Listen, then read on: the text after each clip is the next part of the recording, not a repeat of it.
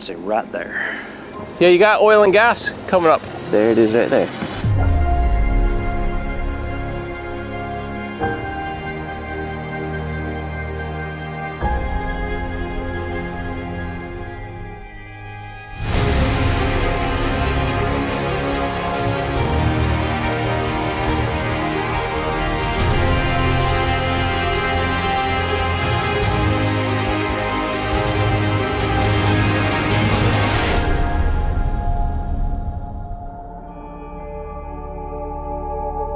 Today we are in Stevenson, Alabama, where we're meeting up with our good friend Jeremy Sides from Exploring with Nug, coming in on a new case that I just want to really bring to light the fishermen that are now starting to reach out to us. A couple of days ago, we were over in Hot Springs, Arkansas, where a fisherman said, hey, I have a location of a vehicle that should not be here. The local PD is not doing anything about it. Can you come check it out? Now, unfortunately, the vehicle did not contain who we thought we might be looking for over there, but it was a cool find. It was a 1936 Dodge is what it was. Now we have kind of the same thing happening here, where a fisherman reached out to us. They said, hey, I know where a vehicle is at. I looked into it and I found Jimmy McCarson is missing in the area here. But then we start going down this rabbit hole of he also has a nephew that was missing, that went missing 4 months later. Now you started doing some little digging on Jamie, who that one is on that one, and you went down a possible foul play with this whole thing, and you know me, I don't deal with foul play. So it comes back to this vehicle is in a location that it should not be. But I want to bring you up to speed on this vehicle as well, as when I started looking into this case. So he's been missing for 2 years now, and the vehicle in question is a Nissan Murano. And we're gonna pop these images up on screen here, but if you guys just take a look at this vehicle that he captured on the Garmin LiveScope appears to be, in my opinion, could be a Murano. The shape of a Murano. Very likely. So I have my location on where we're gonna start, just a mile down the road, a mile and a half. Like, we find a lot of our missing loved ones within a 5-mile radius. But go ahead this time, and this one time only, and kind of go down this entire story that you found on a possible foul play. Yeah. So in a lot of these cases, as you mentioned, there's always a lot of speculation, a lot of rumors involved. This particular case, Jimmy disappeared. His nephew disappeared shortly after. 4 months later. There's rumors, speculation. It's all speculation. Somebody very close to the nephew supposedly was involved in Jimmy's disappearance. The nephew was aware of it, and the nephew came up missing. There's rumors of chainsaws being heard at the house. There's rumors of bleach being used, a whole 9 yards. There's a lot of speculation. We don't know any of that. You know, like you said, it could very well just be an accident. And we've had several cases before where there's been all of these rumors of foul play and people that cold-heartedly believe, like, foul play, somebody was murdered, and it's simply an accident. So who knows what we're working with? Yeah. Supposedly, the nephew was talking to the police in regards to his uncle's disappearance. He had suspicions of he knows who did it. He was telling the police that, and right after he disappeared. I still think it's an accident, and the reason why I think it's an accident is as we take a look at Russell Pike Road right here. I mean, we're just down the road from this railroad museum, a mile and a half from town. This is not dumping ground for a vehicle. Right. So I say we jump over here on this location. Let's go dive this vehicle. And I agree with you too. It's only a 8 feet of prime water. accident location, and I know for a fact that if that is the vehicle, it's an accident. Yeah. There's nothing else involved. All right, well, let's go put eyes on it and see if we can solve this one today.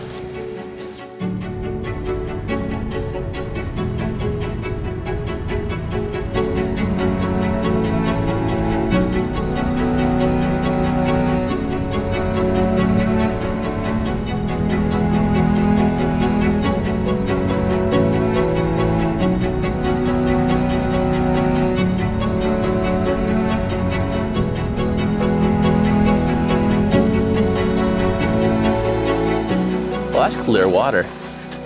So I think we just throw a magnet. The car's gonna be somewhere either right here or right over here is where it was at.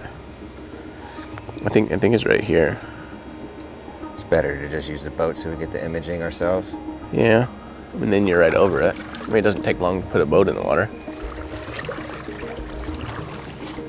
All right, well, let's Definitely check it out. deep enough.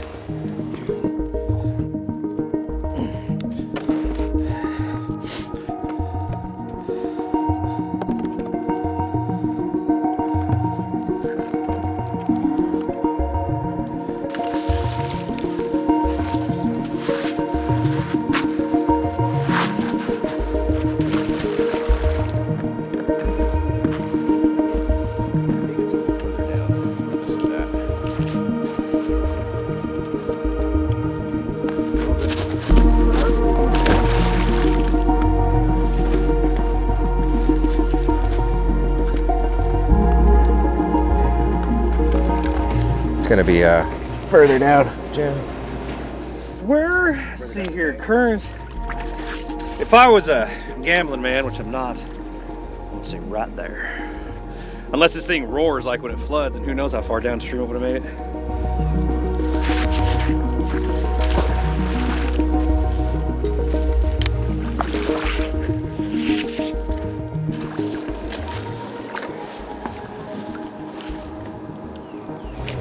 Man, is that it right there?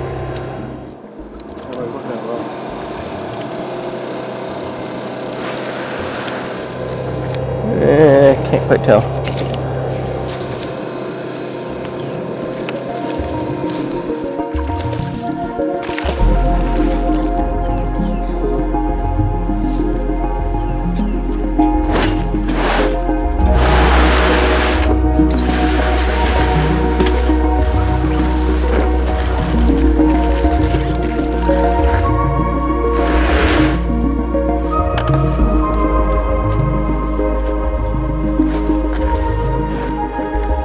Oh, hey! We plunked onto it. We have an oil sheen right here now. So, Looking like right here? yeah, somewhere right here. So when we threw it over here, yeah, you got oil and gas coming up. Yes, so we buggered up the oil sheen. Yeah, right around here. It's right there in front of it. All right, let's go find it.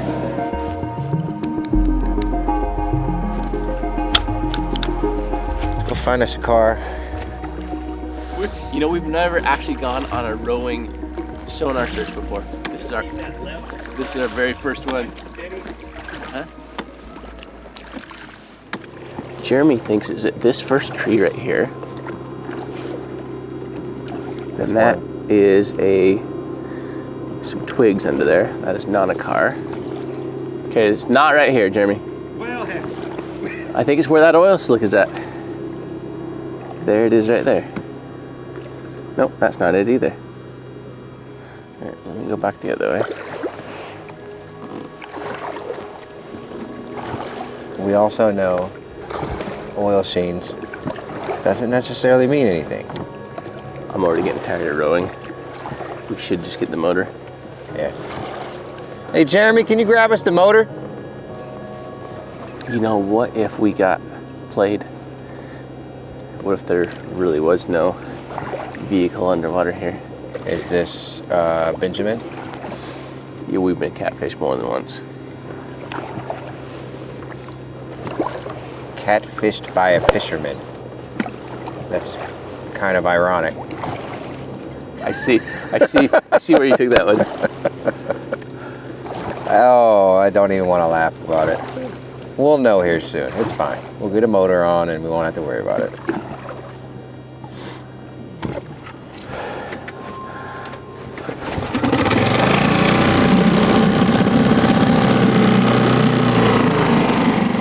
All right, we're working at a depth of 14 feet now. Definitely got a really good look here at the bottom.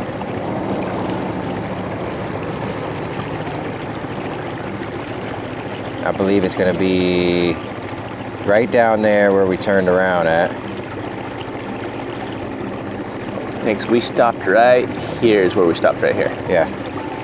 According to the screenshot that I was sent in the road here, it's on one of these openings, like right here.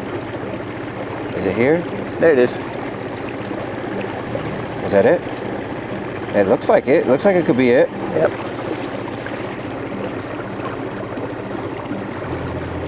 But now that we put our own sonar on it, it's a rock. Is it? Yep. Yeah, I'll go back over it. You get a good live on it? Yep. That's a rock. When you put it on live and down. That is a rock. Yep. I'm not looking at live, but I know we're just looking at the side scanning. Okay, so I'm gonna go to the live scope now. So you guys can see we just switched to the live indentions on the side of that boulder. See, there's the rock. Yeah, see, that's it. Now go around it. Yeah. So that's the same, see? There's the same shape right there. Yep. Yep. There's a crevice on the side of that rock that makes it look like a vehicular cab. Yep. Cab of a vehicle. Now we have the magnet in here. We'll throw the magnet on there. But yeah, as you go around that, see? Rock all day long. A viewer watching this, and you've probably seen before, is it straight under us? Nope. I'll go put us back over it. When these magnets hit the bottom or they hit an object, it is really easy to determine whether or not it's a rock or a vehicle because of the vibration that comes up the line. All right, so you're right on it right now. So there you go, you're right on it. Boom. You're bouncing, you're not sticking. Yeah, absolutely. I'm at the side of it. You know, there's probably a reason why the fisherman didn't want to come out with me. He already knew. It's rock all day long. Yep. Yep, it's very dense. Yeah, it's very extremely dense. And it's not pulling the magnet at all. Yep. But same shape. Yep. And I can certainly see how something like that can look like. If you catch it at the right angle, like they did. Yeah. And that was 8 feet deep? Yep.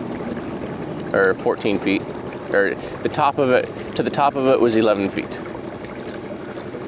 Yeah, it matches identical to your picture right there. Yep, side by side And that's, see, this scenario right here, the picture that was sent to us, the image, it looks like you can see the windows open on it right there. I mean, it definitely looks like what we find all the time. Yeah.